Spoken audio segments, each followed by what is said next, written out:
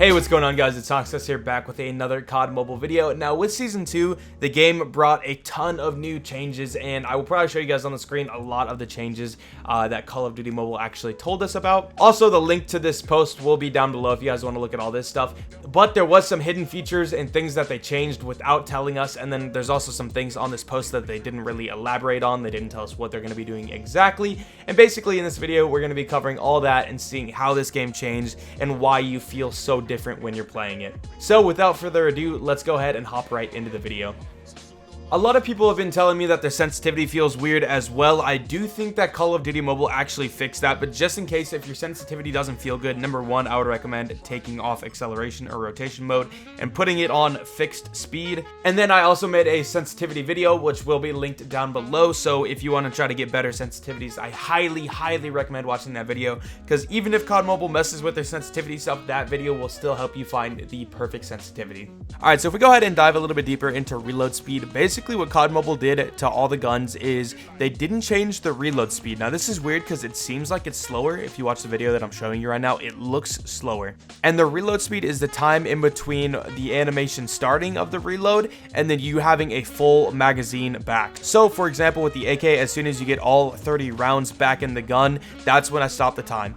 So you don't actually even have to wait for your gun to get fully in the person's hand. You can actually start shooting as soon as the gun says 30. So obviously the more you play, the more you'll get used to when this time is with your gun. So you might actually be wondering, if the reload speed wasn't changed, why does it look like the gun is reloading slower? And basically, I'll explain. So in Season 1 with the reload animation, as soon as you would stick the magazine in your gun, the gun wouldn't actually reload. It would reload a little bit after that, and you can actually see how long it would take on the screen. It took about 0.8 seconds, so almost a full second for your gun to actually get all of the bullets or the rounds back in the gun after you actually stuck the magazine inside.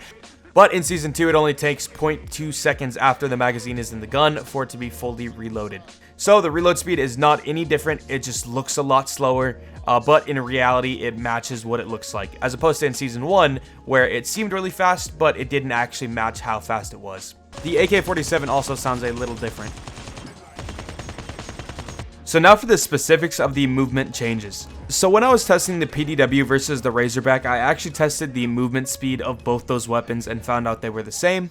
So because of that, I do have a video of me testing movement speed in Season 1. So I did the exact same thing with the PDW on the map Hijacked in Season 2. Went ahead and ran from one side to the other. And as you can see, movement speed is almost identical. The guy moves his gun side to side the exact same. If you move faster, by the way, you actually swing your gun side to side faster. So I'm almost positive they didn't adjust movement speed. But if they did, it was super slightly. And honestly, something that basically nobody's going to tell.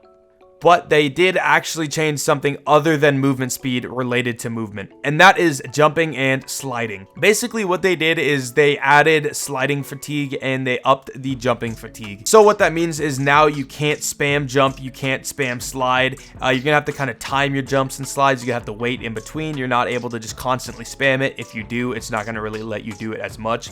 So if you jump once, your second jump is gonna be a little bit lower, and then your third jump is gonna be lower, and then your fourth jump is gonna be lower. And then it just gets to a point where you're just basically bunny hopping like a couple inches above the ground. Same thing goes for sliding. You're going to slide a couple times and then you're just not going to like slide at all. You're barely going to move. It's going to be super ineffective. Now this fatigue does go away. All you have to do is wait a little bit in between each jump, or you could jump 2 or 3 times and then wait a little bit and then the fatigue will come back. It doesn't show a timer or anything on the screen, so you're not able to tell how long you have to wait. This is just going to come with playing and you learning kind of what the fatigue is and how to get rid of it as fast as possible.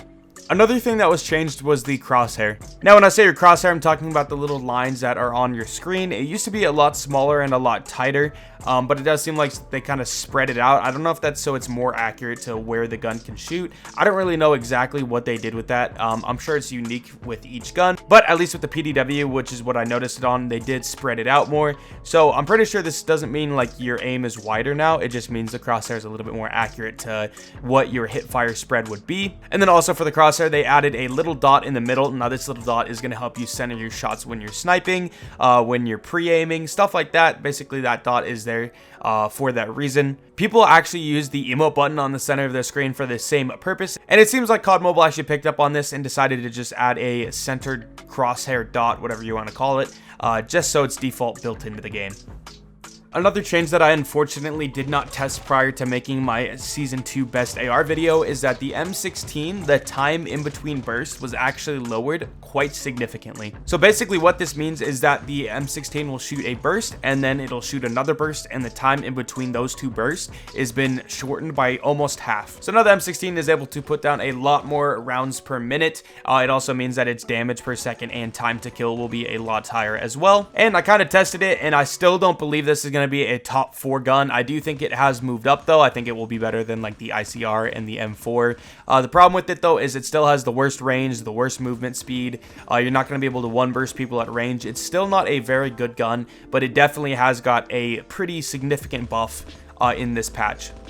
Another change was that the Type 25's accuracy went from 45 to 48, and its range went from 40 to 37. Now, I tested the recoil on the gun, and the recoil has not changed at all. I did quite a few tests on it, and the recoil pattern is exactly the same. So accuracy could mean the hip fire, so maybe the hip fire was impacted a little bit, or actually it would have been like boosted, so it's a little bit better now.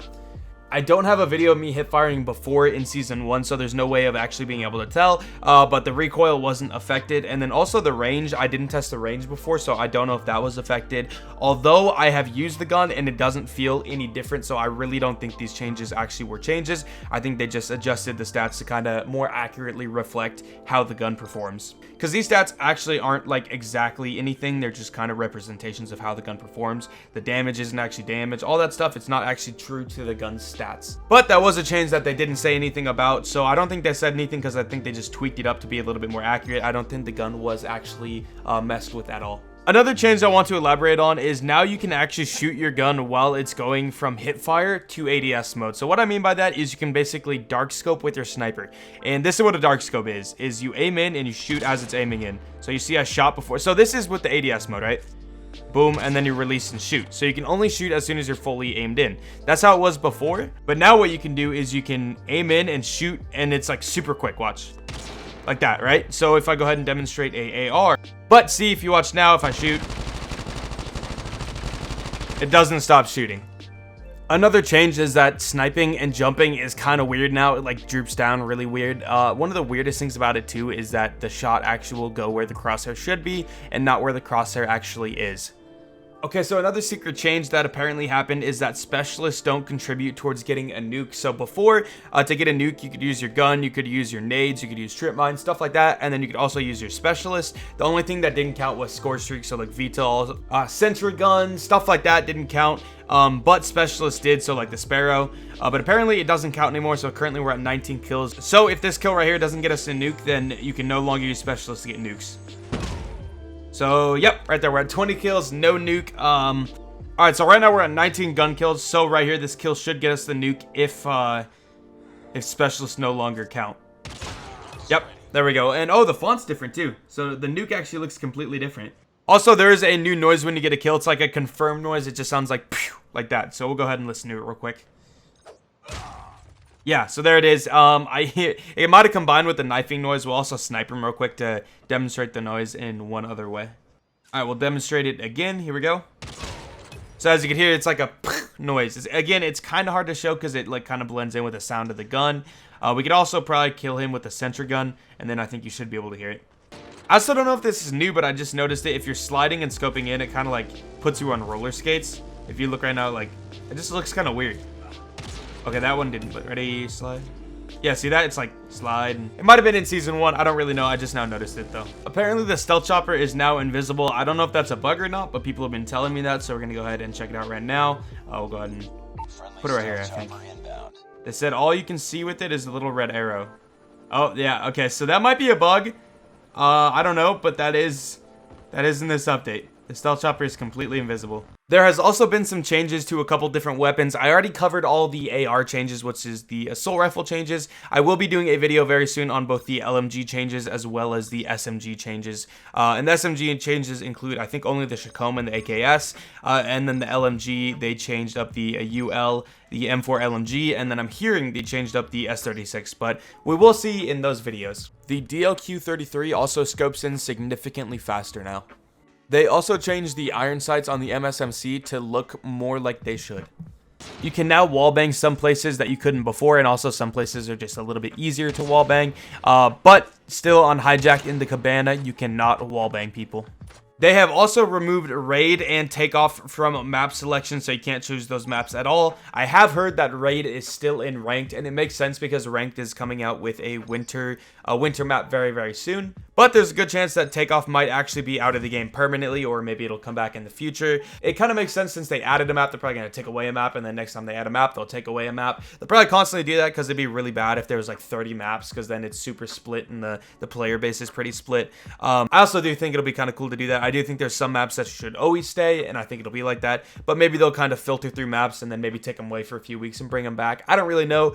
But currently, you can't choose raid or takeoff as a map. I've also been told that there's less bots in pubs, and I have noticed that myself. The public matches that I do play, it seems like there's a lot less bots. So let me know if you guys have also noticed that. But apparently doing things like your score streaks and pulling out your knife is a little bit slower for whatever reason, or maybe it just feels slower now that pulling out a nade and your gun, going back and forth between the two, is very, very fast.